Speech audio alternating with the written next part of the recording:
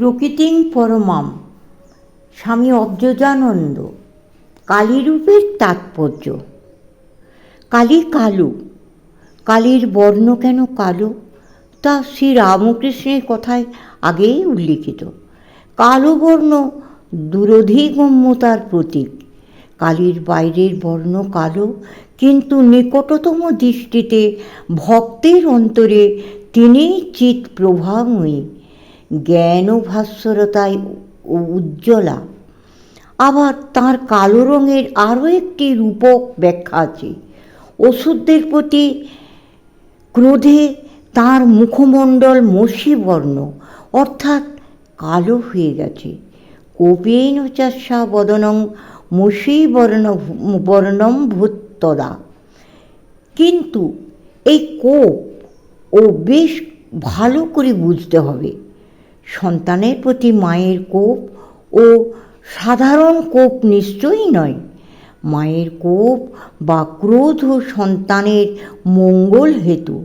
কালী জ্ঞান খড়গ দিয়ে অসুরদের মুণ্ডচ্ছেদন করেন, অর্থাৎ তাদের অসুরত্ব নাশ করে তাদের কল্যাণগতি প্রদান করে থাকেন। বাইরে তাঁর ক্রোধদীপ্ত ভয়ঙ্করী রূপ, সমনিষ্ঠুরতা, কিন্তু অন্যদিকে বর অভয়, করুণা।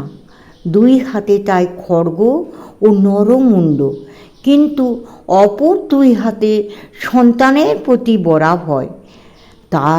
তাঁর গলায় মুণ্ডমালা। অসুর সন্তানদের মুণ্ডগুলো নিজেই কেটেছেন, অথচ নিজের কণ্ঠেই আবার ধারণ করে রয়েছেন। সন্তানকে শাসন করেন, কিন্তু বর্জন করেন না। শাস্তি দিয়েও কণ্ঠলগ্ন করে রেখেছেন।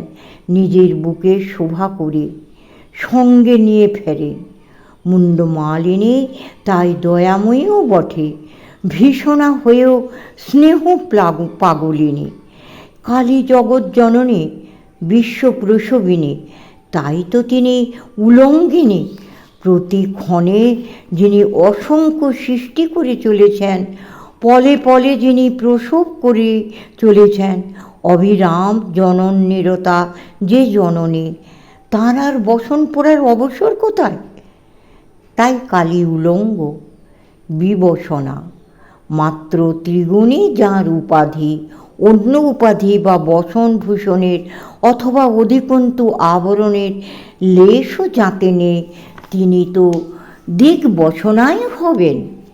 যিনি বিশ্বদ্বারা অনাবৃতা, তাঁর আবার বস্ত্র পরিধান কী হবে?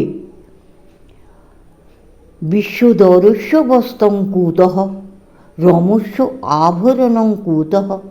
পরা পূজা স্তোত্রে আচার্য শঙ্কর ঠিকই বলেছেন, ব্রহ্মাণ্ডই যাঁর উদরে, তাঁর বসন পরা কেমন করে হবে?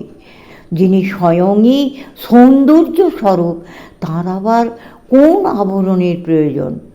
অনন্ত শান্তি সমাধির বুকের উপরে এমন সৃষ্টি চাঞ্চল্য, অগুণ অক্রিয় প্রশান্তির বক্ষেই এমন ত্রিগুণ নর্তন, তাতেই যেন মা কিঞ্চিত লজ্জমানা। কালী তাই বুঝি দাঁতে জিভ কেটে একটু বিড়াময়ী হয়ে দাঁড়িয়ে আছেন। নিস্তরঙ্গ নির্বিশেষ সমুদ্রে সৃষ্টির তরঙ্গ ও ক্ষোভ সঞ্চারের জন্যেই কি এই লজ্জা? হয়তোবা তাই, অথবা ওই লোহিত লোল রসনা বুঝি রজগুণের প্রতীক। শুভ্র ওই দন্তরাজি তবে তো অবশ্যই সত্যগুণের সংকেত। সত্য দিয়ে রজহকে দমন বা সংযত করাই যেন চিত্রায়িত হয়েছে লম্বিত লোল জিহ্বাকে দর্শন দ্বারা পেষণের মাঝে। কালীরূপে তত্ত্বাবধারণ দুরূহ সাধন সাপেক্ষ, এই ভাবটিও কি ব্যক্ত রয়েছে ওই মূর্তিতে? কালী শ্মশানবাসিনী, সর্বপ্রকার কামনা বাসনা, স্বার্থ, সাধ, অভিমান, আসক্তি, এক কথায় অজ্ঞান ও অজ্ঞানজনিত আমি আমার অহং মম যখন জ্ঞানাগ্নিতে পুড়ে চিতাদগ্ধ সবাকার প্রাপ্ত হবে, সেই শ্মশানেই মা কালীর নিত্য আবির্ভাব সুনিশ্চিত হবে। আচার্য স্বামী বিবেকানন্দ তাই তো অমোঘ সাধন নির্দেশ রেখে গিয়েছেন। চূর্ণ হোক স্বার্থ সাধমান, হৃদয় শ্মশান নাচুক তাহাতে শ্যামা। এই কালীর মর্ম কে বলবে? মহামায়ার এই আশ্চর্য রূপ, এই অদ্ভুত সৃষ্টি রহস্য ভেদ করা আমাদের মতো লোকের পক্ষে নিতান্তই বালসুলভ খেলা মাত্র। বিশ্ব সংসারকে যিনি প্রসব করেন, পালন করেন, সেই তিনিই আবার সংসারকে সংহার করেন, গ্রাস করেন। একদিকে বর ও অভয়, অন্যদিকে খড়গ ও মুণ্ড, চার হাতে এই বিরুদ্ধ সংকেত। রক্তচক্ষু লকলক জিহ্বা বিকশিত দশন যে আননে, তাতেই আবার সন্তান স্নেহের বিশ্বপ্লাবী করুণামাধুরী বিচ্ছুরিত। মুণ্ডমালিনী ভয়ঙ্করীর পিনোন্নত দুই স্তন থেকে অগণিত সন্তানের জন্য সঞ্চিত স্নেহ ক্ষীর যেন উপচে পড়তে চাইছে। ভীষণা উন্মাদিনী রূপে শিবের বুকে নর্তনরতা, অথচ সহসা স্তব্ধ লজ্জা কাতরা। শ্রী শ্রী স্বামীজি সেই অপূর্ব মাতৃস্তব মনকে আলোড়িত করে বারবার, আর ততই নিজের অনধিকার ও অক্ষমতা স্মরণ করে পুনঃ পুনঃ ক্ষমা প্রার্থনা করি মায়ের কাছে। স্বয়ং স্বামীজি বলেছেন, তুমি ঘোর উর্মি ভঙ্গে মহাবর্ত তার সঙ্গে এই ভবসাগরে কে মা খেলিতেছ বলো না? শিবই মূর্তি তোর শুভম করি, একই ঘোর সুখ দুঃখ ধরি করে করো সবে ছলনা। এত কি তোর কাজ সদা ব্যস্ত বিশ্ব মাঝ, অশান্ত ধরায় কি গো শান্তি দান বাসনা? বিশ্ব পশুবিনী তুমি, ক্ষুদ্র বুদ্ধিজীব আমি, করিব তোমার স্তুতি বৃথা এই কল্পনা।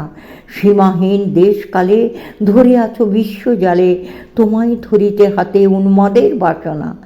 অকিঞ্চন ভক্তিধন রমাভাব্য যে চরণ, সে পদে শরণ পায় এই মাত্র কামনা।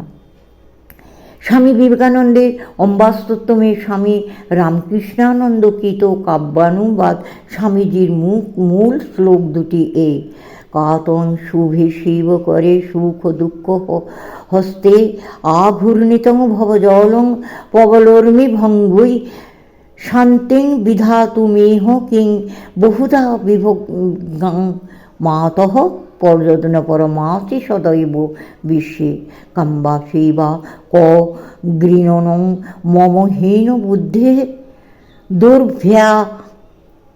দুর্ভ্যাং বিধর তুমিব যামি জগদ্ধাত্রীম, চিন্তং শ্রীবাসুচরণং তভয়প্রতিষ্ঠং, সেবা পরৈরোহিণুতং শরণং প্রপদ্যে।